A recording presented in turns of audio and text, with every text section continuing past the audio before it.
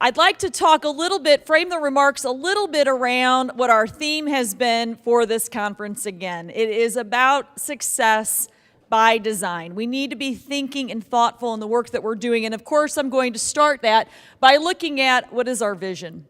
This has been our vision for quite some time at the State Department, and I think it's a question that we all need to ask ourselves, right? Missouri Public Schools, the best choice, the best results. And so when Blaine asked the question to some of our folks on Sunday evening is, what is your elevator speech?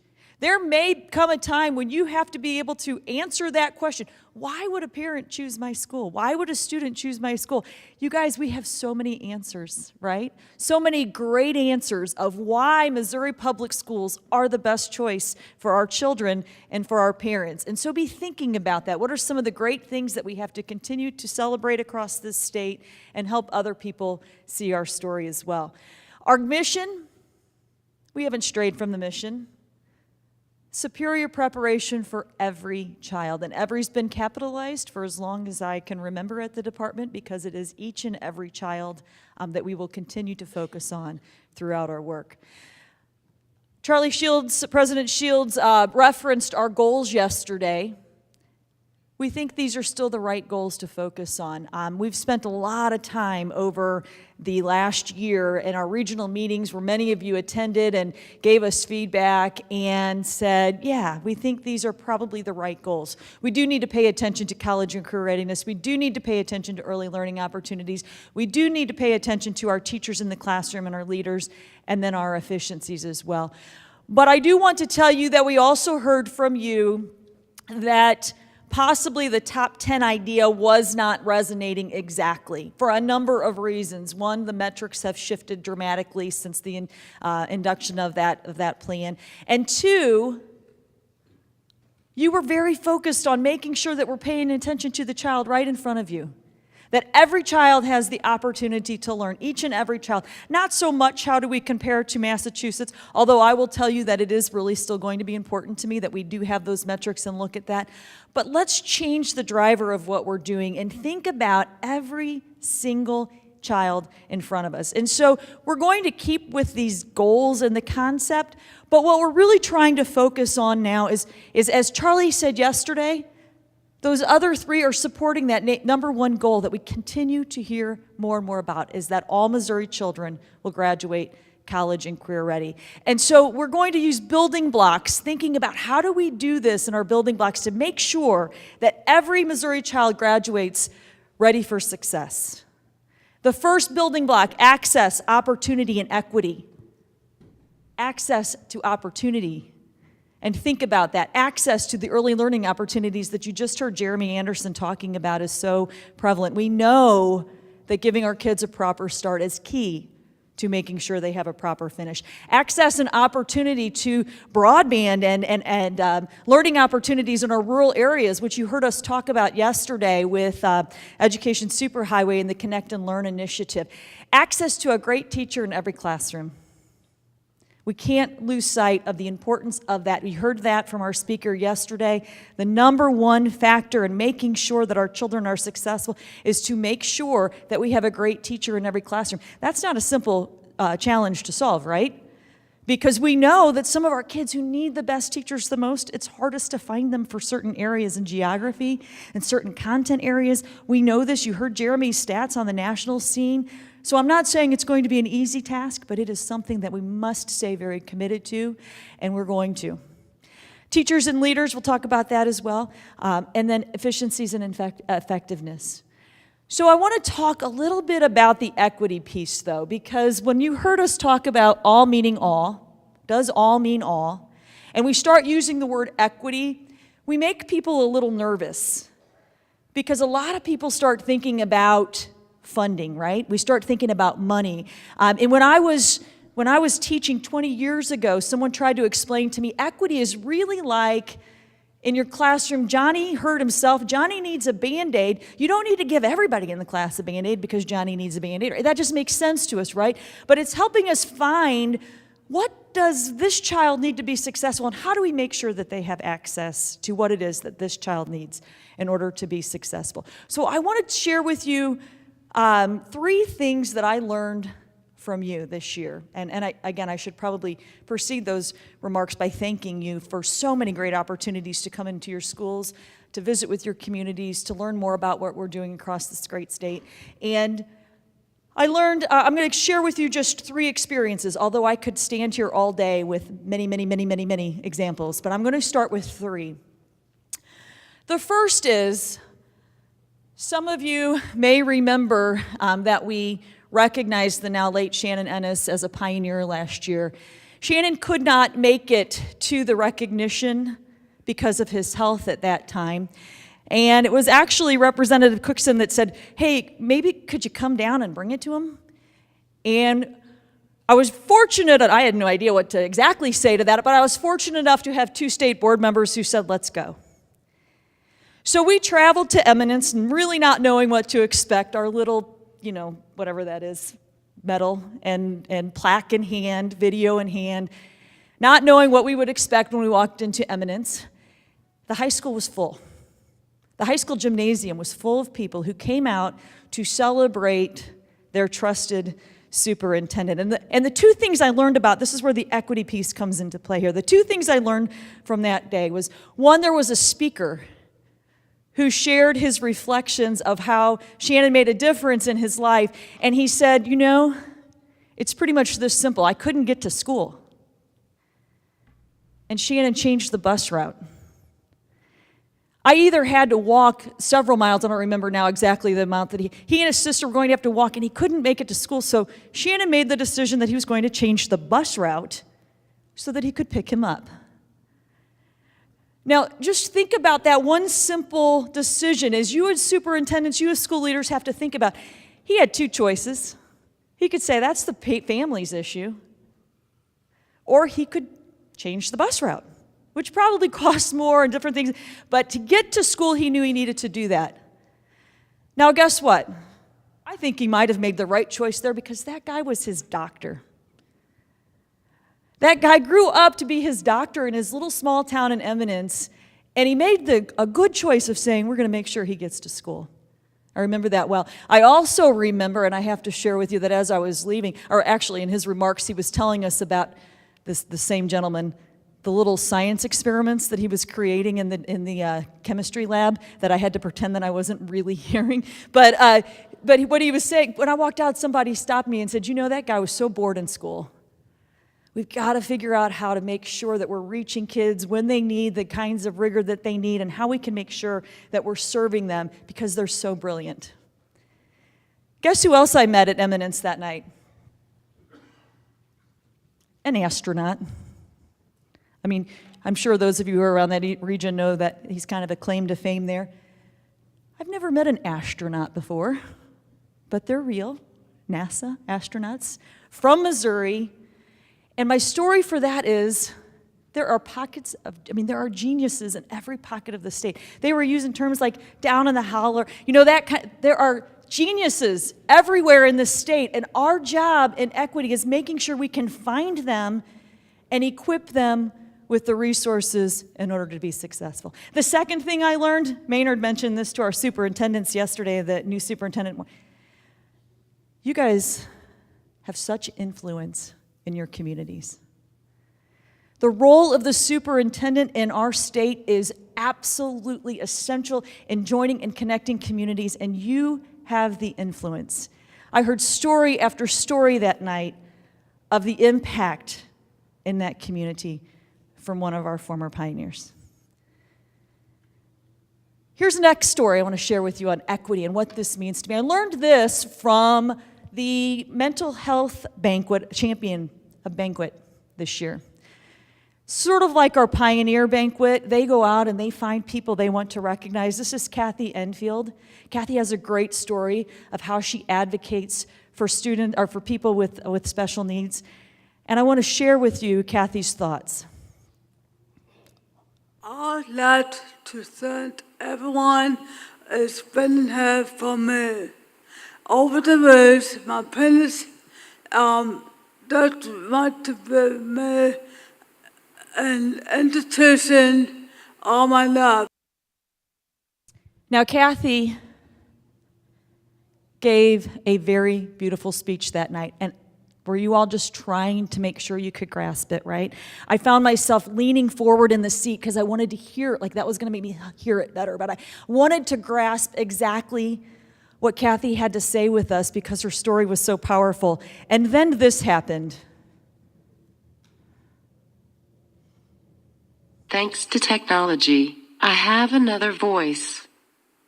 I would like to use it now to assist me. Several years ago, my mom introduced me to a book titled, It Takes a Village. It helped me realize that since my birth, I have been fortunate to have had not just one village but many villages in my life. As I look out on this gathering tonight, I see many people here that have been part of the many villages that have helped me along the way. I just want to thank all of you for being there for me and for being here tonight. It is because you cared that I am here, and I want all of you to know how much it means to me. I have always wanted to do things that help other people with disabilities and to speak for others that cannot speak for themselves.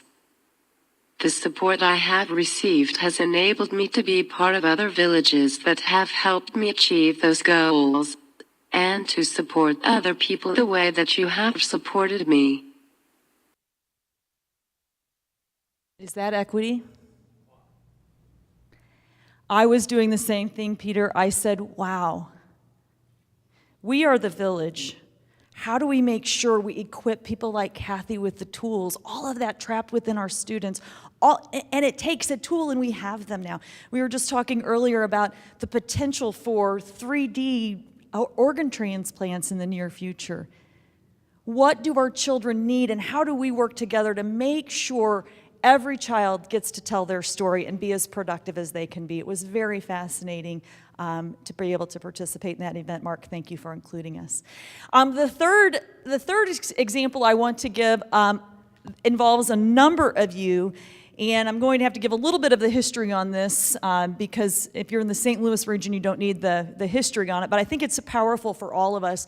And it had to do with the decision to provisionally accredit the Riverview Gardens School District. And I think you probably remember that discussion.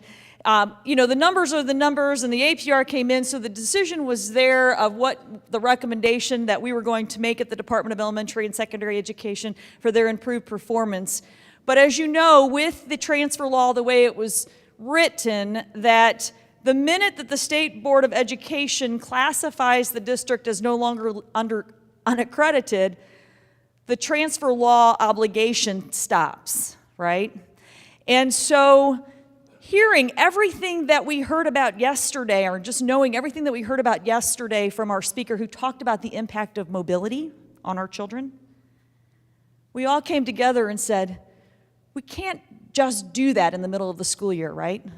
We can't just accredit a school district in December and have every child that's involved. We have about 400 children that were involved in schools for up to 4, flip-flop, go back, do whatever. Again, so Riverview Gardens had a couple of choices. They could say, we're not going to pay anything, and we're going to stop. And school districts on the receiving end could say, we're going to not allow children or do whatever they wanted to do. But people came together, you all came together, leaders came together with solutions. How do we come up with a compromise so that we can do what's right for children? So at a reduced rate of tuition, 23 LEAs, 21 local school districts and 2 charter schools came together, reached an agreement, so at a discounted rate they could continue the school year and not be disrupted. That's powerful, right? The right thing for children, not politically attractive in some areas, much more politically attractive in other areas, but how do we make decisions that are always doing the absolute right things for kids? And I just want to thank all of you who were involved in that great work that needed to take place. The story gets even a little bit better, I think, when Normandy is in a similar situation now, the unaccredited school district, and I had the opportunity to observe Charles and Keith Marty from Parkway, Charles Pearson from Normandy and Keith Marty from Parkway talk about some of the work that they are doing together. They were sharing this with a national audience of how they're working together for the betterment of opportunities for children in both schools. And they were sharing this with the national audience, and somebody was taken aback, and they asked the question, how did you get so wait, Parkway teachers are going into your district. How did you get the community to buy into that? And Keith's reaction was so quick. He just said it was pretty easy. Charles Pearson was at a legislative conference with all of my board members standing up there saying, and I need your support, and I need help with X, X, and X. And my board was there, and they looked at me and said, help him. Right? And to hear Charles talk, to hear Keith talk about the benefits that have happened in both districts because of this concept that these are our children that we're going to serve, and we're going to make sure that they have opportunities for success was powerful. I have to tell you, this is equity to me. This is making sure, this is the collective efficacy that we were hearing about yesterday, bringing people together and doing the right thing for our children. Again, thank you for that. The next thing I'd like to talk a little bit about are teachers and leaders. That's, again, a core mission that we're going to be working with. And you know when you must hear things over and over and over again, but you think they're your idea? Like, I've been saying this forever, thinking that was my quote, and then I saw that Hattie's quote was yesterday was this quote. So I probably have been stealing from John Hattie without even knowing it. But don't we believe that? Doesn't every single child deserve a great teacher? Every child deserves a great teacher, and the research is so clear, and yet you know in your heart and soul that it's a teacher that can make the difference. You probably remember the teachers in your schools, right? And so we're working very hard. Paul will talk a lot about how we're working so hard with the leadership development system to make sure we have great leaders, and so many of you have partnered together to do that work with us, and the work that we're doing to make sure that we're able to keep our teachers in the classroom as well. We are going to continue to work to support the teachers through the model schools work, through the principal development system, through some others. But I do want to tell you that we are operating with a few assumptions. The first assumption are knowledge and skills. And, you know, this assumption is that there are just some basic knowledge and skills, you hear them in our standards, that we expect that all children will know and be able to do when they leave us. And I always feel like I have to preface this by saying, you don't need to send me the Einstein quote anymore on, you know, if you judge a fish by climbing a tree, he'll grow up thinking he's stupid. You know that quote? You've sent that to me like a million times, just so you know. A lot of you have sent that to me. Because the point is this, you shouldn't judge everybody on the same thing, on the same, you know, because like the speaker said on Sunday night, don't ask me how intelligent I am, ask me how I am intelligent, because there are gifts in every single one of us, and we believe that, and we get that, and we understand that. But I also want you to understand that I don't know how a child could be successful today without reading. I don't know how a child could be successful today without having the basic numeracy skills necessary in order to be able to live a productive life as a citizen. So we're going to stay very focused on reading, and we're going to stay very focused on numeracy skills, and we're going to have all these other things that have to come into play as well. You heard about the social needs and how we have to meet those needs first before we can get there. I get it. Another superintendent was asked the same question. You're talking a lot about all these social needs that we have to address. Does that mean you're letting the others go by the wayside? And his response was phenomenal. He said, no, I have to get to those first before I can get to making sure that we can teach reading. But if I don't get to teaching reading and math, I've created a generation of second-class citizens, and we can't have that, right? And so there's all I can, again, say is another wow. We have a lot of work to do and a lot of our challenges, but both sides will be important. High-quality educational opportunities. We're going to continue with that as well. No matter the zip code, no matter where we live, we believe that every child in this state should have access to a high-quality educational opportunities. That third bullet, I think we've said over and over and over again, or we've heard over and over again over this conference. It's about collaboration. We can't do it alone. We get it. The state, Mark even just said the government can't solve things, really. It's we working together. And again, when Charles talked about that collective efficacy, coming together, working together, and saying, this is ed reform. I think he's right. How do we get true ed reform to take place? Because it's all of us working together and seeing our kids. Smart choices, we talked a lot about that yesterday, and so many of you said, boy, she was spot on with her comments. Smart choices. We know what works in our classrooms, right? How do we make sure that we're being very decisive in planning what it is that we choose to focus on throughout our school years? Increased professionalism. We've got to bring the professionalism back to our trade, and we're working so hard on that too. Teachers is one of the most cherished professions in our nation, and yet you heard Jeremy's stats. We've got to bring the professionalism back, and you'll be hearing a lot from us, and Sarah's been working hard to make sure we're telling the stories of our great teachers and leaders throughout the state. And then the last one is joy. And I don't just mean happy. You also heard Kristen say yesterday that sometimes when we're about to make really big change and really good things, people aren't happy because it's hard work. So we might not just be happy, but I'm talking about true joy, the aha moment, the moment you as educators know when a child finally gets something that you're teaching and you feel that joy of teaching, you feel the joy of learning. And when Rob Dixon shares stories about from workforce development that our children don't have work ethic or lack work, I'm sure they have some, but they lack work ethic. I'm not convinced they understand the joy of a job well done.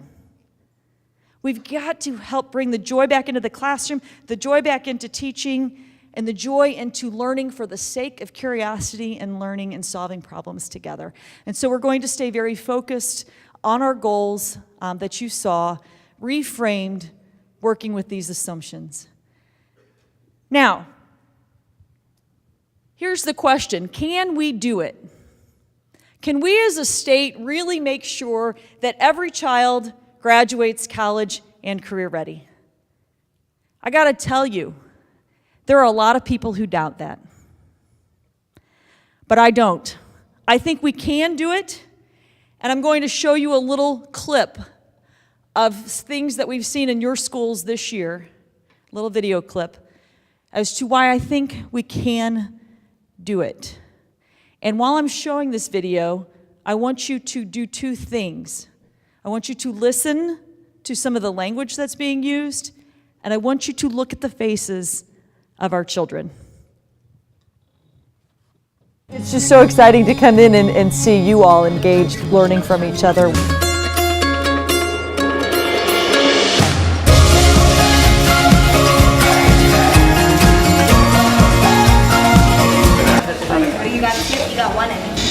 This is like my husband teaching me how to drive the zero-turn lawnmower.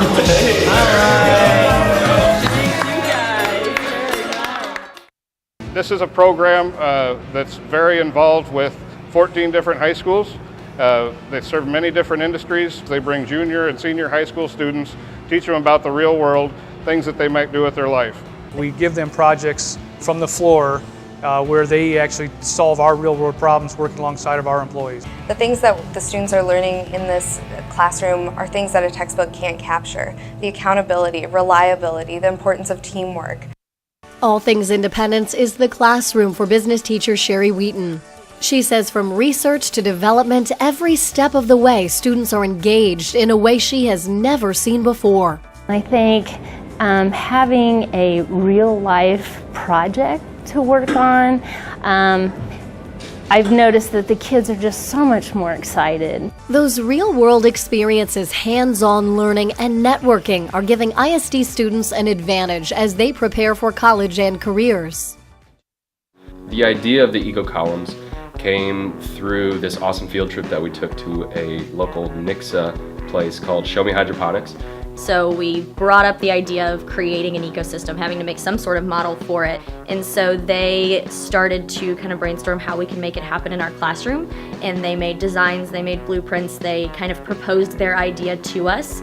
And we came together and kind of took bits and pieces from their different ideas, and we created our design for our eco columns in our classroom. What I really wish we could do is if we could get some rowing machines and have the kids pool for a while and see how that feels. Yeah, it was pretty cool to see that a local business was that willing to help. Just as teachers, it energized us because we're so focused sometimes within the four walls of this classroom that sometimes we forget we live in an extremely supportive community, and sometimes if you just ask a local business, that's all that's in the way of these really hands-on experiences for the kids, and this is the sort of thing that they'll probably remember years later. I think that it's important because we are a hands-on learning school, and it helps most of the students here learn quicker and we can remember it better. One thing that I really love about this project is that not only does it teach our kids engineering and it teaches them those concepts about energy, but something that I've really tried to focus in on my kids is working on that teamwork. We're using a lot of teamwork in this project. I am able to go into the classroom and hear students using some of those higher level thinking skills, some of those higher levels of depth of knowledge. Students are questioning, they're able to problem solve, they're able to use critical thinking skills to sort of further their own learning. Teachers are really just serving as facilitators. The students are in charge of their own learning. Whatever their play is, I get to add to that conversation to help them grow, to help them think about, what am I doing? What can I do? What can I create? How far can I take this? They had a lot of fun, but they knew it was very serious as well. So I think just seeing them excited and nervous and just taken out of their comfort zone, but a real world situation that some people have to go through every day, or sitting on a jury and seeing all that process was pretty helpful for them. You know, I can teach them argumentative essays, but for them to actually go there and have a purpose, it just enriches and extends, and it makes everything more meaningful for them. I think this will be something they'll never forget. As educators, we've known for a long time that hands-on experiential activities typically engage more students. In Rockwood, we'd like to get more innovative in how we teach, providing more opportunities like these where the kids are learning through trying, learning through failures. They're creating a product which they're usually excited about, and most importantly, they're having fun while they're learning. And that's what we would like education to reflect: experiential, hands-on, troubleshooting, critical thinking, all of those things applied into projects and experiences. We can come and learn about the business world of Springfield and how we can get involved with it, and then go out into the community and work on projects with those partners. We really get to apply our knowledge outside, and we get to see what these jobs are actually like, and maybe if it's something we want to do in the future. This isn't a classroom setting. We don't want to turn it into anatomy and physiology. We don't want to turn it into a biology class. This is meant to prepare us like a classroom normally doesn't. There's not a whole lot of lecture time, and when we do have lectures, it's from actual professionals. The youth apprenticeship program has made me a better welder, made me understand what's going to happen after school. It's given me a look into what being an adult's going to be like.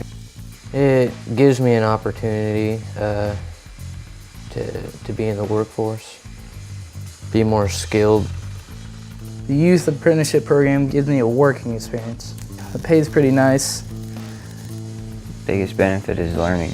I've learned a lot. The big jump that we took whenever we designed this space was the openness. I feel like the furniture and the innovative environment and the collaborative space is far more important. Those opportunities help us because they're new and different, and it exposes us to many different things. It helps me think more about what I'm learning versus just the paper that's telling me what I'm doing. And it's exciting for teachers to have a whole group of children in their classroom that really want to be there and can't wait to get their hands on things and learn. Okay, so what words did you hear? Learning. What? Exciting. Experience, engaged, hands-on, project-based, making sense. What did you see in their faces? Excitement, joy, interest. You can see it. So why do I think we can do it? Because we're doing it. I think we can do it because we are doing it. Now, not in every place because we have to figure out ways to get it to every place, but we are doing this. Or you're doing this. We're doing this. You're doing it. And so I just want to think about all the great opportunities we can provide our children. Think about ways and then act upon them. The key thing that we kept hearing yesterday is it's about action. The thing that Jeremy was telling us earlier today is we don't have a lot of time often. So let's think about how can we strategically, smartly do what we need to do to make sure that every kid will leave us ready for success into their next adventures. I'm going to stop here with my remarks because I'm going to now transition to inviting two gentlemen who have been really inspirational in thinking about how do we make this transformation from point to point.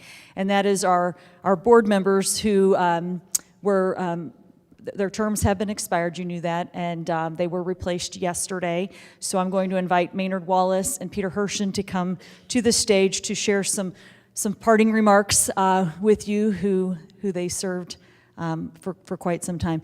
While they're coming to the stage, I do want to share with you that I talked to Russ Still. He's the third member. Russ served on the board for 7 years. I talked with him yesterday afternoon, and I assured him that we would probably still have the Russ question. The Russ question will still probably remain in the DESE world. And the Russ question is always, what are we doing to make sure all subgroups are performing, right? So it doesn't matter if you're in a wealthy suburban district or if you're in rural poverty or if you're in what are we doing to make sure every child has the opportunity for success? We know when we come to the board table, we're going to have to answer that question for Russ. So we have called it the Russ question. Maynard has been on our board for 3 years now. He's brought an enormous amount of support for rural and perspective of what's happening in our rural districts, talked a lot about the role of the teacher and the educator, and I've often cautioned our teachers that if they come to the table and they are asked the question by Maynard Wallace, what do you teach? The answer better be students, right? Boys and girls, okay, boys and girls, there you go. Oh, I would have gotten it wrong, okay. So I'll let Maynard talk, and then I'm going to also, I don't even know what I can say about Peter Hershen. Probably most of you, the comment was made last night. He served on our board for 26 years. Prior to that, I believe it was 12 to 16 years at the Branson School Board. Most of us in this room cannot imagine a State Board of Education without Peter Hershen. And he has been just the rock that's really held us together over these years. I can't imagine a board without Peter Hershen, and I don't know really where to begin, but the Peter question is always this: how will you know that it's working? How will you know that it's working? And so we'll continue to answer these questions too. So I'm going to hand this to Maynard. Thank you, Maynard, for your service. Thank you, Commissioner.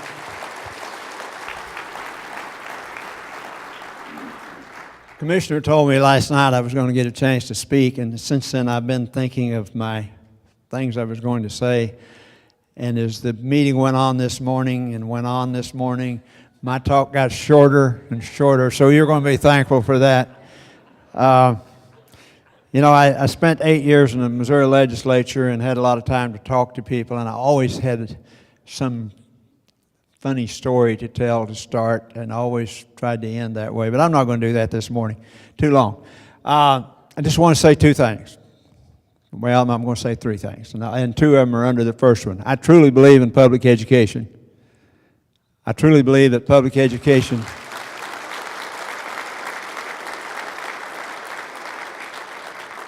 is what has made this country what it is, going back to, anybody remember the old Deluder Satan Act of 1642 in Massachusetts, where we first taxed people to pay for education? And it goes back to there. But really and truly, any time down through the years, public education across this nation is what's made our country.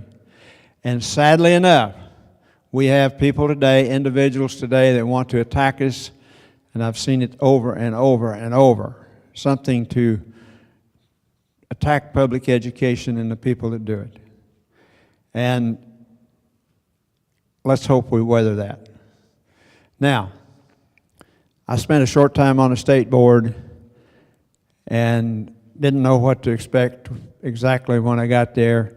And what I found was that we had 8 board members that were truly there for the right reason. 4 of us were Republicans, 4 of us were Democrats. You couldn't tell. You had no idea who was what if you didn't know.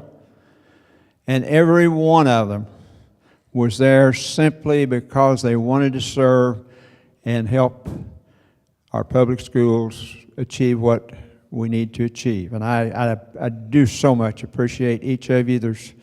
I see a couple here, and I think maybe Mike's in the back. So whether we're from the country like I was or from the city like some of the others were, truly there for the right purpose, and I'm sure it will continue and go on that way. And a lot of it is, the greatest thing we did, we hired a new commissioner, and she's doing great.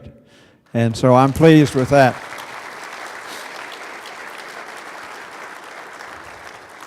And the other thing, real quickly, I spent 20 years as a superintendent of schools, 33 years in public education. And I want you to listen closely to me.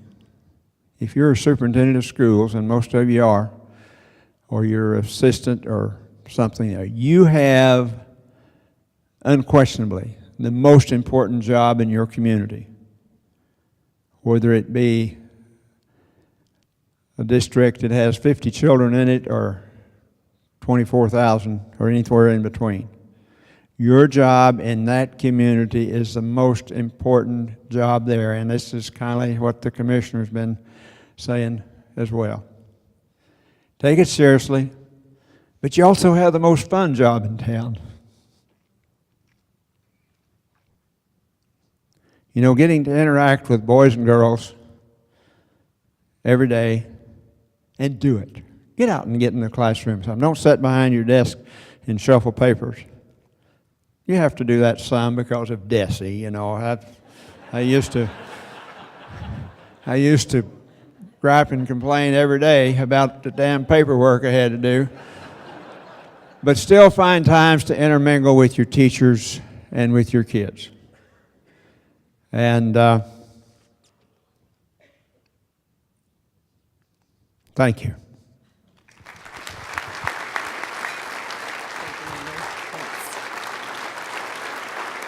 They're standing for you.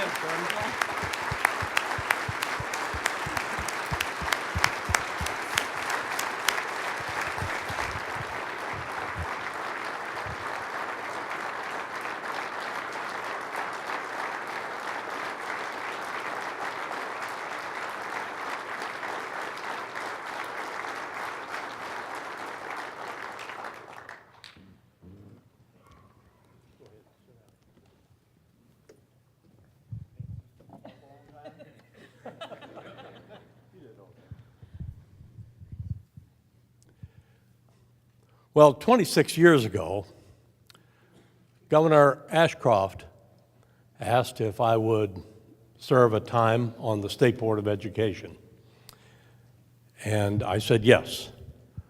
I was grateful then and am grateful now that, don't take a picture of me when I'm wiping my eyes.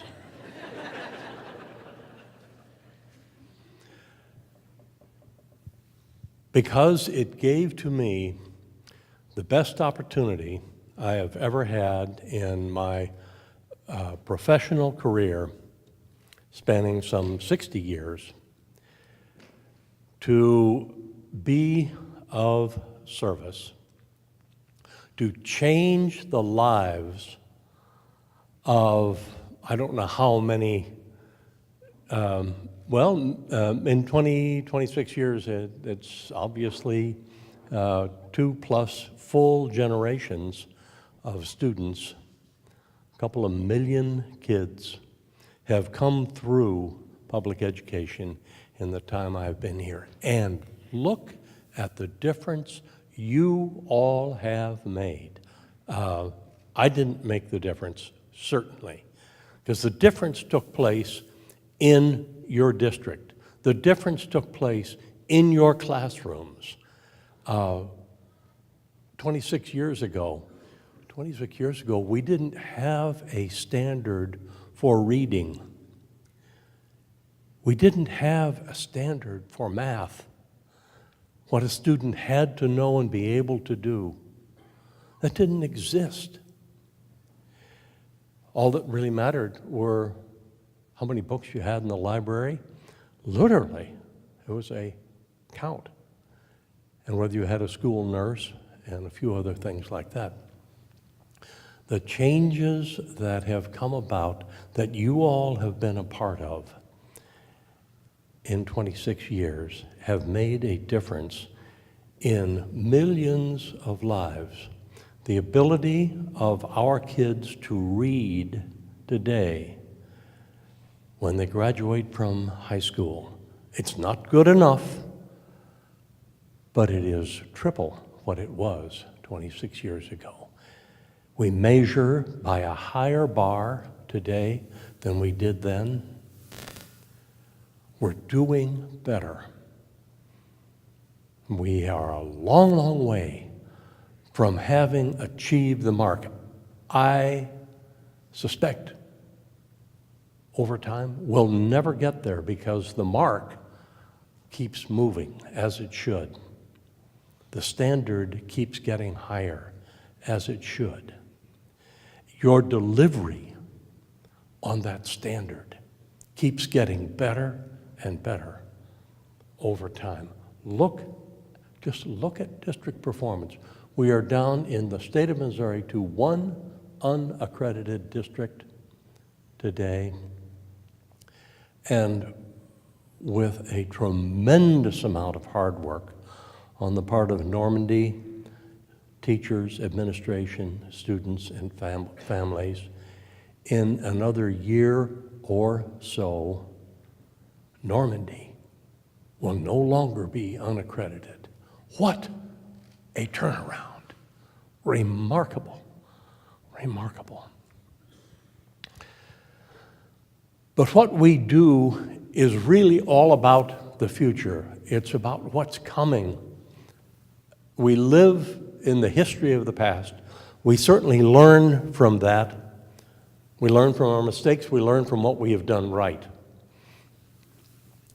But your challenge, as we go forward from this day, your challenge, the challenge of Margie and her team, every person in this room, the challenge is to live out what Martin Luther King did for all of us in, 30 years ago, in his classic speech, I have a dream.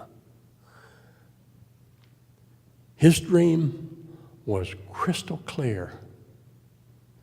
It was for all children to walk in equality.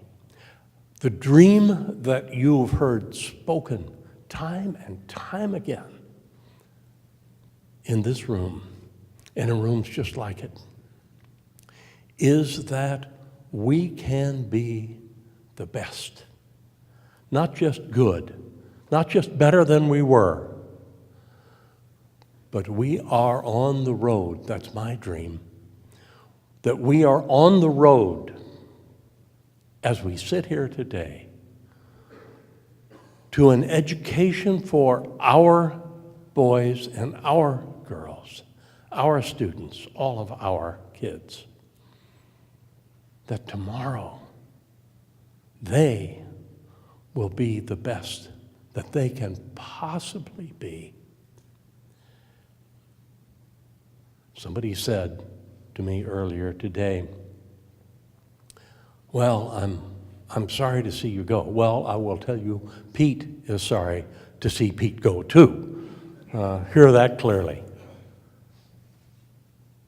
But change is just inevitable, unless you're standing in front of the Coke machine and waiting for it to work. Change is inevitable, and change is a good thing. Mark Twain said, change is hard. He was right. But stagnation is fatal. We're a long way from stagnation. We must never, ever allow ourselves to be there. But I know I know many, many of you in this room. I know who you are. More importantly, I know what you care about. I know the DNA inside you says that tomorrow we will do ever, ever better for those lives that are given to us to take care of. God bless you. Thank you for the opportunity you've given to all of us. Thank you.